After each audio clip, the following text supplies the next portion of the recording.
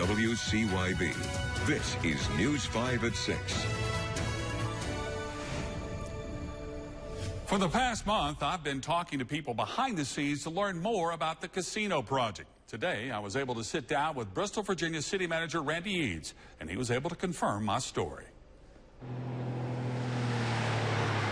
The signs are wet and worn, but the effort to bring a casino to the old Bristol Mall is hotter than ever.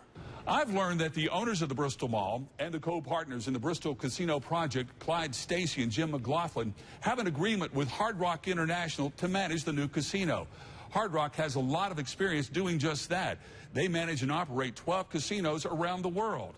The new casino in Bristol will be called Hard Rock Casino Bristol. Jim McLaughlin issued the following statement. After vetting multiple leaders in the industry, we are convinced that Hard Rock is the best fit for our project and our community.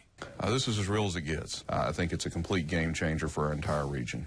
Last March, Governor Ralph Northam signed a bill directing the Joint Legislative and Review Commission to conduct a comprehensive study of casino gambling.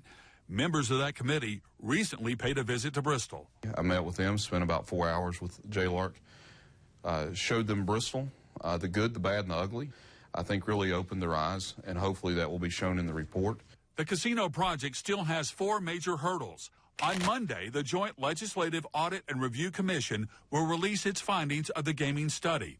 Keep in mind, there are no local legislators on the commission. In January, the Virginia General Assembly will review the findings of the study and act on legislation. If it passes, it goes to the governor's desk for approval. On July 1st, 2020, the Virginia Lottery Board issues regulations for casinos. The final step will be a local referendum that could take place between late July and November of 2020. Randall, I think it's important to point out that despite all the publicity and all the money spent on this project, ultimately it will come down to the vote of the people. It will come down to the vote of the people. And if the people vote yes, this project will move forward, and we'll hopefully have a resort and casino with the name Hard Rock at some point in the very near future. And if they vote no, this project dies.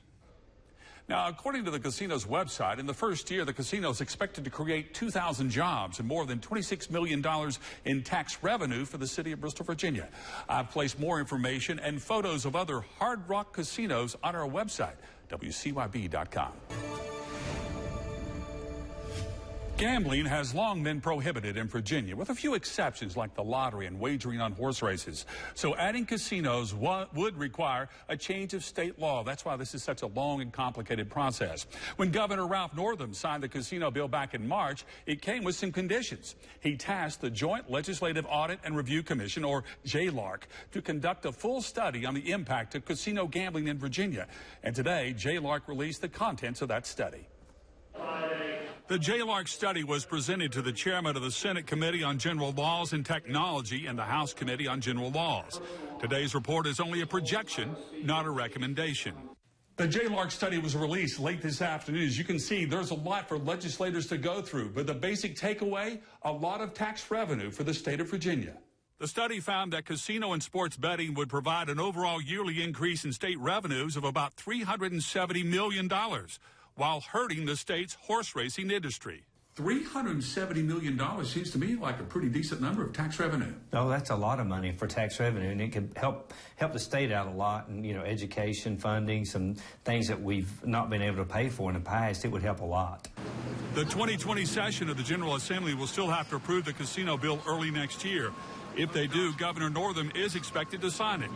Only 5 cities in Virginia are authorized for commercial casinos.